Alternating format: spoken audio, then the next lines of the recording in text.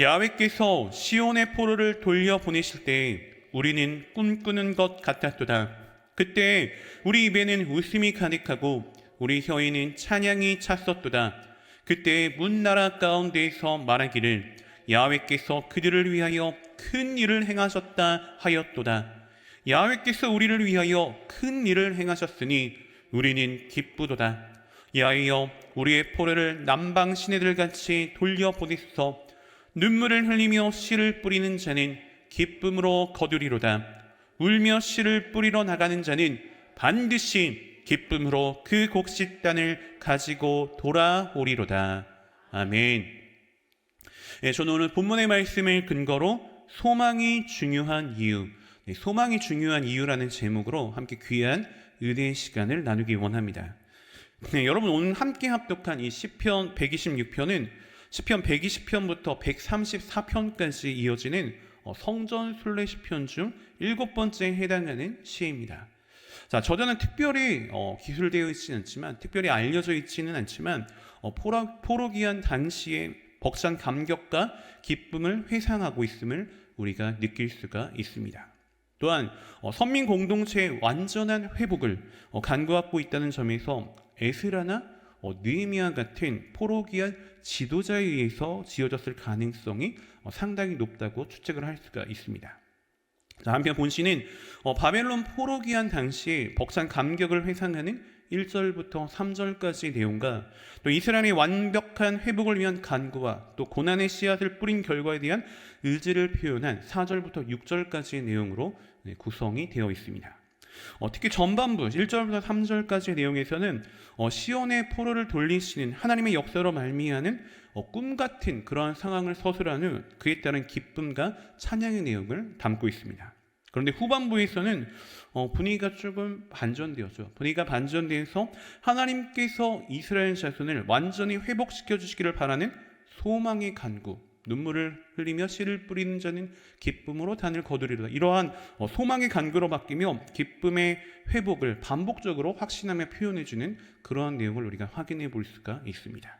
그래서 이러한 본시의 내용과 또 분위기는 광야 같은 그런 험난한 인생을 살아가는 우리 모든 인생들 가운데 우리 모든 인생에게 생명의 오아시스와 같은 소망을 제공해주는 그러한 시다라고 표현할 수가 있다는 것입니다. 그럼 먼저 오늘 본문 시편 126편 1절의 말씀을 함께 살펴보면 야훼께서 시온의 포로를 돌려보내실 때 우리는 꿈꾸는 것 같았도다 라고 말씀해 주고 계십니다. 자, 여기에서 야훼께서 시온의 포로를 돌려보내실 때라는 표현은 이스라엘의 포로기 이후에 이스라엘이 이제 망한 그 포로기 이후에 고레스에 의해서 이루어진 포로 귀환의 내용을 말해주는 그런 대목입니다. 그런데 역사의 현장에서 이를 살펴본 시인은, 이를 지켜본 시인은 이 상황이 무엇과 같았다라고 표현을 합니까? 꿈처럼 느껴졌다, 꿈과 같았다라고 표현해 주는 것을 볼 수가 있습니다. 즉 기적 같은 일이 일어난 것이죠. 기적 같은 일이 일어나서 도대체 이것이 꿈인지 생시인지 분간을 할 수 없다라는 그러한 내용입니다. 자, 여러분, 예루살렘이 멸망해버리고 예루살렘이 멸망하고 이스라엘 민족이 바벨론 각 지역에 뿔뿔이 흩어져 살게 되었을 때 사실 예루살렘의 재건을 생각할 수 있었던 사람은 아무도 없었을 것입니다. 또한 영원히 계속될 것만 같은 이 강대국 바벨론 제국이 그토록 일찍이 망할 것을 예상한 사람도 아무도 없었을 것입니다. 나라 자체가 망하고 형체도 없이 흩어져 버린 이 이스라엘 민족들, 유대 민족이 이처럼 무사하게 귀환할 것이라고 상상한 사람도 어디 있었겠습니까? 하지만 여러분, 이와 같이 꿈꾸는 것과 같다는 이 상황을 이미 먼저 꿈꾼 사람이 있었죠. 어떤 사람이었습니까? 바로 예레미야 선지자가 이러한 내용을 먼저 꿈꿨다라는 것입니다. 예레미야는 이미 하나님의 말씀을 통하여서, 하나님께서 주신 그 말씀을 통하여서 70년이 지나면 이스라엘 자손이 포로에서 돌아와 그 땅을 다시 재건할 것이라는 그러한 꿈을 이미 꾸고 있었다라는 것입니다.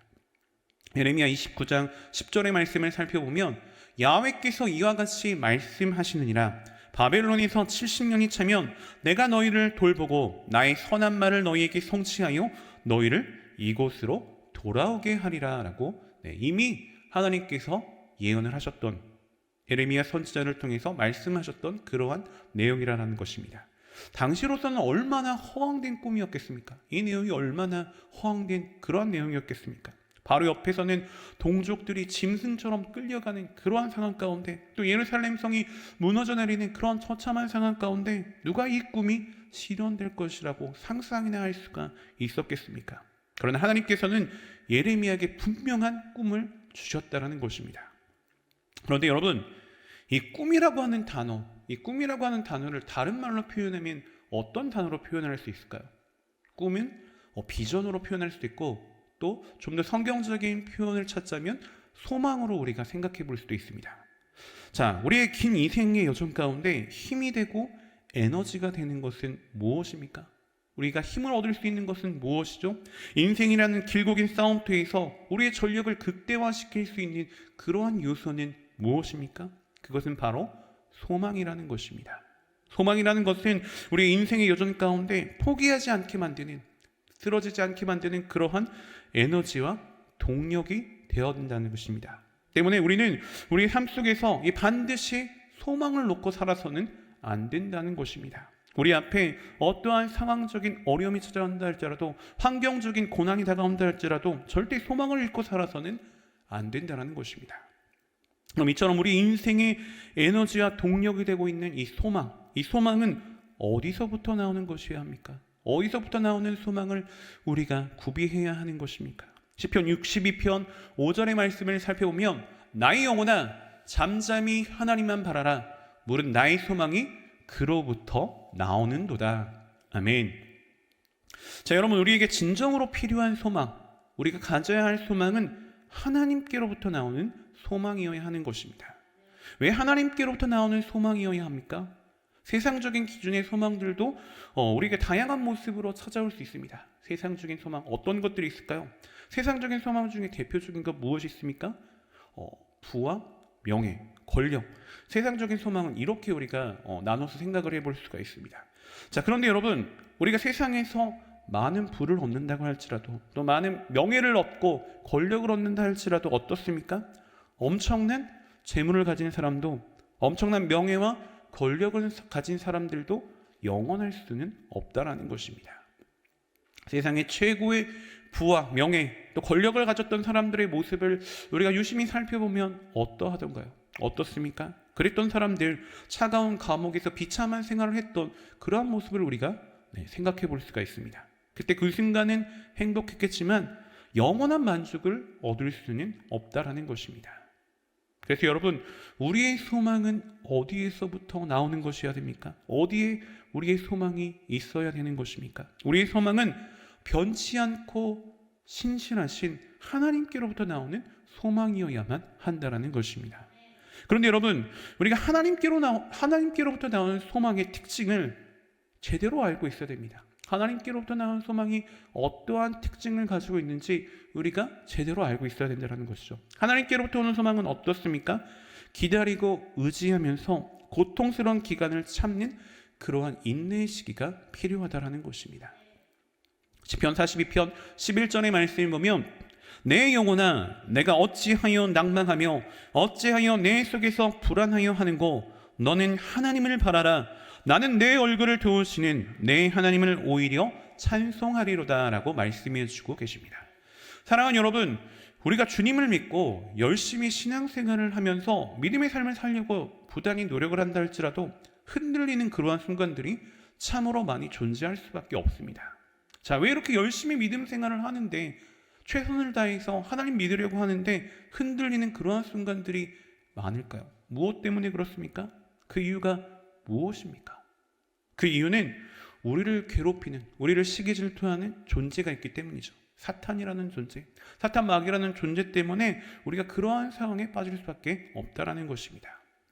여러분, 아담과 하와, 인류 최초의 조상 아담과 하와를 유혹했던 이 사탄 마귀는 아담과 하와를 유혹해서 에덴 동산에서 쫓겨나게 만들었습니다. 그와 같이 절대 그리스도인들이 잘 되는 것을 원하고 있지 않다라는 것입니다. 운의 사자와 같이 삼킬 자를 찾는다는 그런 표현과 같이 우리가 잘 되고 영혼이 잘 되고 복을 받는 것 원치 않는다라는 것입니다. 그렇기 때문에 사탄의 이 존재 때문에 우리가 계속해서 어려운 상황이 다가온다라는 것이죠.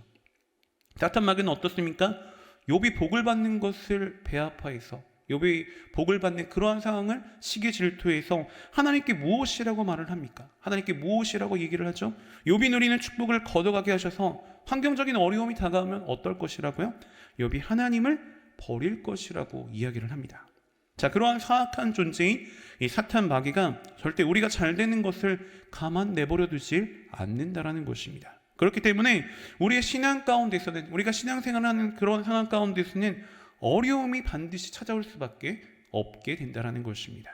하지만 우리는 이러한 어려운 순간일수록, 괴로운 순간일수록 불안하고 염려하는 것이 아니라, 낙담하고 절망에 빠지는 것이 아니라 소망의 하나님을 전적으로 믿고 항상 기쁨으로 전진해 나아가야만 한다라는 것입니다. 우리에게 어떤 어려움이 다가와도, 어떤 고난의 연단의 환경들이 찾아온다 할지라도 낙막이나 불안에서 벗어날 수 있는 어떤 사람이 되어야 된다고요?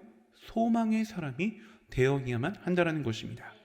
자, 그런데 여러분, 다른 종교를 보면 어떻습니까? 다른 종교에서는 뭔가 어려움이 찾아올 때 어떻게 하라고 이야기를 하던가요? 찬양을 하든지 극기를 하든지 그저 운명에 맡기라고 그런 식으로 이야기를 합니다. 하지만 우리 기독교에서는 어떻게 우리에게 알려주고 계십니까? 어려움이 다가올 때 보다 적극적으로 대처하도록 알려주고 계십니다. 로마서 5장 3절에서 4절 말씀 보면 환난 중에도 즐거워하노니 이는 환난은 인내는, 인내는 연단을, 연단은 소망을 이루는 줄 알미라. 다시 한번 고백해 볼까요? 환난 중에도 즐거워하노니 이는 환난은 인내를, 인내는 연단을, 연단은 소망을 이루는 줄 알미라. 아멘. 사랑하는 여러분, 사람의 행복의 기준은 환경이 좋으냐 나쁘냐에 달려있는 것이 아닙니다. 환경이 좋다고 해서 행복하고 환경이 나쁘다고 해서 불행한 것이 아니죠. 행복의 참된 기준은 그럼 어디에 있습니까? 바로 신앙에 있다라는 것입니다. 그래서 인간은 어떤 신앙을 가지느냐가 인생에 있어 굉장히 중요한 대목이 된다라는 것입니다. 성경에서 희망을 잃지 않고 끝까지 소망 중에 살아갔던 인물들 우리가 많이 찾아볼 수 있습니다. 그 중에서 대표적인 인물이 어떤 인물일까요? 바로 믿음의 조상 아브라함을 생각해 볼 수가 있습니다.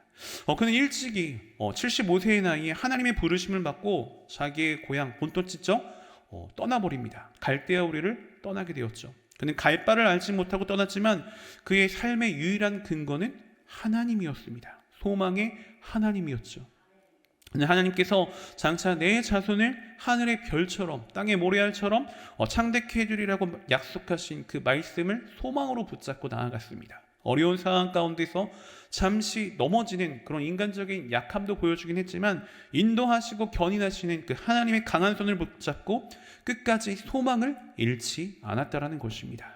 그리고 마침내 그의 후손은 약속대로 이 땅에서 창대케 되는 하나님의 축복을 얻을 수가 있게 된 것입니다. 우리 또한 아브라함과 같이, 이 믿음의 조상 아브라함과 같이 하나님의 약속을 믿어야 합니다. 하나님의 약속을 믿고 소망을 잃지 않고 살아가는 그러한 사람이 된다면 신실하시고 변함이 없으신 하나님께서 반드시 우리의 인생이 힘이 되어주시고 우리 인생 가운데 빛이 되어주시고 굳건한 방패가 되어주실 것입니다.